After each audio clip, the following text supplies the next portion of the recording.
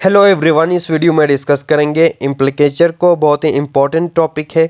सो इसके अंदर फर्दर सब टॉपिक्स जो आते हैं कंप्लीटली डिस्कस करेंगे इम्प्लीकेचर के रिलेटेड, यानी इम्प्लीकेचर के टाइप्स को देखेंगे, कोऑपरेटिव प्रिंसिपल को डिस्कस करेंगे, ग्राइस का जो थ्योरी है रिलेटेड टू कोऑपरेटिव प्रिंसिपल्स वो देखेंगे और ग्राइस के मैक्सिम्स को भी देखेंगे। सो पूरा वीडियो देख ले आप, थोड़ी लंबी होगी video but it will be fruitful. So begin with the introduction of implicature कि implicature किसे, etymology of this word Latin word से आया हुआ है जिसका मतलब है टू फोल्ड करना, टू इम्प्लाई करना। सो बेसिकली किसे कहते हैं implicature, यानी इम्प्लाइड मीनिंग को आप कहेंगे किसी के अटरेंस से जिसके अंदर वो लिटरल मीनिंग, बल्कि लिटरल मीनिंग नहीं बल्कि जो हिडन मीनिंग है उसको आप इम्प्लाई करते हो तो उसको इम्प्लीकेचर कहा जाता है। कि स्पीकर अपने जो है अटरेंस के अंदर क्या चीज़ इम्प्लाई करना चाहता है, उस इम्प्लाइड या सपोज्ड मीनिंग को इम्प्लीकेचर कहा जाता है। सो पॉल ग्राइस एक लिंग्विस्ट थे, उन्होंने थ्योरी दिया हुआ था रिलेटेड टू इम्प्लीकेचर, यानी कोऑपरेटिव प्रिंसिपल को भी हम डिस्कस करेंगे, उसी थ्योरी का पार्ट है। So Grice theory of conversational implicature, यानी इम्प्लीकेचर का एक टाइप है ये, उस टाइप्स को भी हम डिस्कस करेंगे। So it is a theory of communication है जो कि एक्सप्लेन करता है how people convey meaning beyond the literal meaning of the words. So implicature के अंदर यही होता है, लिटरल मीनिंग के अलावा जो इम्प्लाइड मीनिंग है, सपोज्ड मीनिंग है, उसके साथ डील करता है इम्प्लीकेचर। सो ये प्रपोज करता है कि स्पीकर कुछ फॉलो करे सर्टेन कोऑपरेटिव प्रिंसिपल्स को। सो इसी ग्राइस के थ्योरी को कोऑपरेटिव प्रिंसिपल भी कहा जाता है, Grice theory of cooperative principal. यह आने वाले टॉपिक्स में भी आपको काफ़ी हेल्पफुल होगा। ये कोऑपरेटिव प्रिंसिपल का जो थ्योरी है वो आपके इंटरेक्शन, पोलाइटनेस, उन टॉपिक्स में भी हेल्पफुल रहेगा। कोऑपरेटिव प्रिंसिपल बेसिकली वो प्रिंसिपल्स के साथ डील करता है जो कि आपके कम्युनिकेशन को बेटर बनाता है, इफेक्टिव बनाता है। अपने कम्युनिकेशन को, कन्वर्सेशन को बेटर और इफेक्टिव बनाने के लिए you have to follow certain principle, जिनको इसी को ही कोऑपरेटिव प्रिंसिपल कहा जाता है कि वो एक दूसरे के साथ कोऑपरेशन में होनी चाहिए। सो उसके अंदर हम मैक्सिम्स देखेंगे, कुछ रूल्स है, प्रिंसिपल्स है कन्वर्सेशन के, उनको मैक्सिम्स कहा जाता है, उनको हम डिस्कस करेंगे। When communicating and they the listener make inferences so that listener के लिए आसानी हो और वो इन्फ्रेंस करे, इम्प्लाइड मीनिंग को समझे, इसी को कोऑपरेटिव प्रिंसिपल कहा जाता है। और इसी तरह आपका कम्युनिकेशन स्मूथ होगा, इफेक्टिव होगा by following this cooperative theory, cooperative principal, right. So types of implicature को देखेंगे। The first one is the conventional implicature. Implicature का जो पहला टाइप है conventional implicature. Conventional implicature that is the part of the lexical items या expressions agreed meaning, किसी भी expression के एग्रीड मीनिंग के साथ ये डील करता है। और यहाँ पे जो है एक और बात ये समझे कि कन्वेंशनल इम्प्लीकेचर के अंदर it does not depend on the special context, यहाँ पे कोई स्पेशल कॉन्टेक्स्ट की नीड नहीं होती बल्कि एक्सप्रेशन की एग्रीड मीनिंग इम्पॉर्टेंट है उस इम्प्लीकेचर को समझने के लिए, right, which is drive from the principles of language use.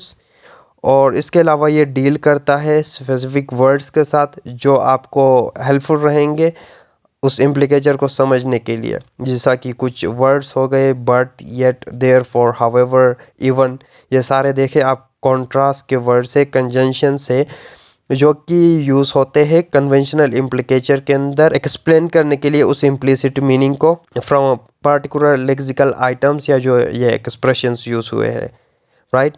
So conventional implicature के रिलेटेड कुछ पॉइंट्स है वो ये कि it is not based on cooperative principles or maxims and it not have to occur in conversation or grace only। एक example दिया हुआ था कन्वेंशनल इम्प्लीकेचर को इतना डिटेल के अंदर ग्राइस ने खुद भी डिस्कस नहीं किया हुआ था, राइट। अगर आप इंटरनेट पे भी सर्फ करें तो आपको इतना मटेरियल नहीं मिलेगा रिलेटेड टू कन्वेंशनल इम्प्लीकेचर। यहाँ पे एक एग्जांपल दिया गया है, he is an English man, he is therefore brave. So Grice theory के मुताबिक speaker has only literally said that he is Englishman, वो इंग्लिशमैन है, देयरफॉर इसीलिए वो ब्रेव है। सो सेकंड जो टाइप है कन्वर्सेशनल इम्प्लीकेचर, ये इम्पोर्टेंट है। अक्सर इम्प्लिकेचर के टॉपिक को आप इंटरनेट पे पाएंगे कन्वर्सेशनल इम्प्लिकेचर लिख के, राइट। सो कन्वर्सेशनल इम्प्लिकेचर क्या है, अगेन दूसरा जो टाइप है और इसके सब टाइप्स भी है। ये एक ब्रॉडर कैटेगरी है। Are implied by the speaker in making the utterance. Speaker के कन्वर्सेशन से आप उसके इम्प्लाइड मीनिंग को उस अटरेंस के अंदर फाइंड आउट करते हैं। They are part of the content of the utterance and they do not contribute to direct या explicit utterance content की तरह इशारा नहीं करेगा, बल्कि implicit की तरह। और they are not encoded by the linguistic meaning of what has to be uttered। जैसा कि conventional हमने कहा था कि agreed मीनिंग नहीं कहेंगे, जबकि यहाँ पे कॉन्टेक्स्ट को देखते हुए हम इम्प्लिकेचर ड्रॉ करेंगे। कॉन्टेक्स्ट का होना यहाँ पे बहुत ही इंपॉर्टेंट है। Conversational इम्प्लिकेचर is trigger by a certain feature of a discourse rather than the conventional meaning.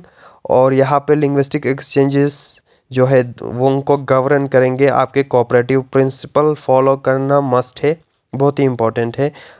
इसके अंदर when one of the participants of the exchanges seem not to follow the cooperative principle को follow अगर नहीं करेंगे, his और हर partner यानी जिससे वो बात कर रहा है वो उस असम्पशन को, उस इम्प्लिसिट मीनिंग को नहीं समझ पाएगा। सो टाइप्स, सब टाइप्स है कन्वर्सेशनल इम्प्लिकेचर के। उसके अंदर आ जाता है हमारे पास पार्टिकुलराइज कन्वर्सेशनल इम्प्लिकेचर। ये जो है पार्टिकुलराइज नाम से पता चलता है कि पार्टिकुलर रेफरेंस कॉन्टेक्स्ट की आपको नीड पड़ती है उस इम्प्लिकेचर को समझने के लिए। Conversation that has a special meaning हो, जो कि स्पेशल कॉन्टेक्स्ट की आपको नीड हो समझने के लिए। इन अंडरस्टैंडिंग द मीनिंग कि क्या चीज़ इम्प्लाई किया गया है।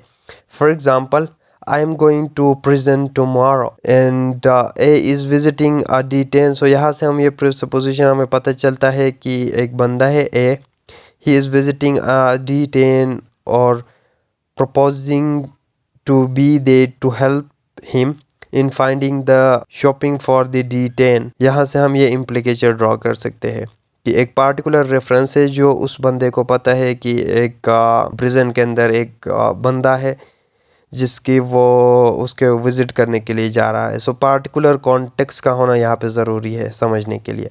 And then second one is the generalise conversational implicature. इसके अंदर क्या होता है, there is no specific background या स्पेसिफिक बैकग्राउंड नॉलेज की नीड नहीं होती। Of the context of the utterance is required. For example, जैसा कि पार्टिकुलराइज में हमने कहा था कि बैकग्राउंड नॉलेज का पता हो, उस बंदे को ही पता था जिससे वो बात कर रहा था, उन दोनों को पता था कि वो प्रिजन के अंदर एक बंदा है उसको विजिट करने के लिए जा रहा है।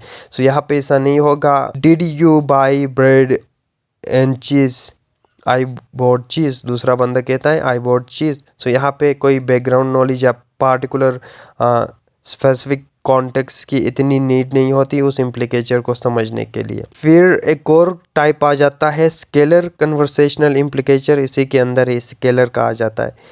सो नाम से ही आपको पता चलता होगा scalar it deals with the quantity. So this are derive when a person uses a word from this set of word से एक ऐसा वर्ड यूज़ करे, एक्सप्रेशन यूज़ करे जो कि एक्सप्रेस करता है some kind of the scale of the values, यानी क्वांटिटी को शो करता हो या स्केलर वैल्यूज़ को शो करता हो। A speaker may choose one item from a scale, और उस स्केल से एक आइटम चूज़ करेगा, then correct it while speaking to cancel out another items in the scale. For example, ये जो है स्केलर वैल्यूज़ है, ये वर्ड्स है जो कि इनको शो करता है। All, most, many, few, always, often, sometimes. So इनको आप यूज़ करते हैं इन वर्ड्स को स्केलर इम्प्लिकेचर के अंदर। फिर आपके पास कोऑपरेटिव प्रिंसिपल आता है। ऑल्दो हम लोगों ने डिस्कस किया हुआ था एच पॉल ग्राइस का जो थ्योरी है कोऑपरेटिव प्रिंसिपल्स का। ये सेट ऑफ प्रिंसिपल्स होते हैं, नॉर्म्स होते हैं जो कि आपके इफेक्टिव कम्युनिकेशन और उसके अंडरस्टैंडिंग को समझने के लिए, अगर आप इन जो है मैक्सिम्स को, प्रिंसिपल्स को फॉलो करेंगे तो आपका कम्युनिकेशन, कन्वर्सेशन जो है स्मूथ होगा, इजी टू अंडरस्टैंड होगा। बेसिकली कोऑपरेटिव प्रिंसिपल यही कहता है। It consist of 4 maxims. Maxims है 4, उनको हम डिस्कस करेंगे। You have to follow this maxims cooperative principle को फॉलो करने के लिए। The first one is the maxim of quantity. So नाम से पता चलता है it deals with the quantity कि आप जो इंफॉर्मेशन दे रहे हो उसकी क्वांटिटी कितनी होनी चाहिए। सो इतनी होनी चाहिए जितनी नीड है, ना बहुत ही ज़्यादा ना बहुत ही कम। So it refers to the idea that speaker should provide enough information, यानी जितनी नीड है इतनी ही इंफॉर्मेशन दे, ना एक्स्ट्रा दे दे ना कम दे दे, to fulfil their communicative goals without providing too much, not too little। ठीक है। For example, if a student asks a teacher for help on a math problem, the teacher should provide enough information to solve the problem without giving too much information that could confuse the student। So मैं आपको और भी examples दूंगा Maxim's के, अपने ही examples, बहुत ही simple examples दूंगा जो कि आपको समझने में आसानी हो। राइट। सो ये जो है मैक्सिम्स ऑफ कन्वर्सेशन, इनको ग्राइस मैक्सिम्स भी कहा जाता है। राइट। इनके जो है अल्टरनेट नेम्स है, कंफ्यूज नहीं होना जब ग्राइस मैक्सिम्स कहा जाए तो। So the first one is the quantity, जो कि डील करता है अप्रोप्रिएट अमाउंट ऑफ इंफॉर्मेशन के साथ। फॉर एग्जांपल, ए बी से पूछता है are you at the office, B कहता है यस आई एम। सो यहाँ पे हमें इतना ही इंफॉर्मेशन रिक्वायर्ड था, ना ज़्यादा ना कम। राइट। अगर वो ज़्यादा और कम करता तो ऑब्वियसली ये जो है मैक्सिम्स फॉलो नहीं होता, वो वायलेट कर जाता। राइट। सो इसमें आप बहुत सारे एग्जांपल दे सकते हैं। इजी से एग्जांपल, ए बी से कहता है have you been to Islamabad. So दूसरा जो है, अगर इसकी वायलेशन देखा जाए तो अगर बी इस तरह रिस्पॉन्स करता है I love travelling, I have been to Lahore Karachi, so इस तरह इररिलेवेंट एक्स्ट्रा इंफॉर्मेशन देता है तो ऑब्वियसली वायलेट होगा मैक्सिम का। सेकंड जो है क्वालिटी है। Quality it refers to the truthful, कि जो इंफॉर्मेशन आप प्रोवाइड कर रहे हो वो कितना ट्रूथफुल है। राइट। सो यहाँ पे वेयर वाज वी, हाँ, maximum of quality। So it requires speaker to be the truthful and provide information that is supported by the evidence or belief। ठीक है। जो आप बात कर रहे हो उसके लिए आपके पास sufficient evidence होना चाहिए, truthful होना चाहिए।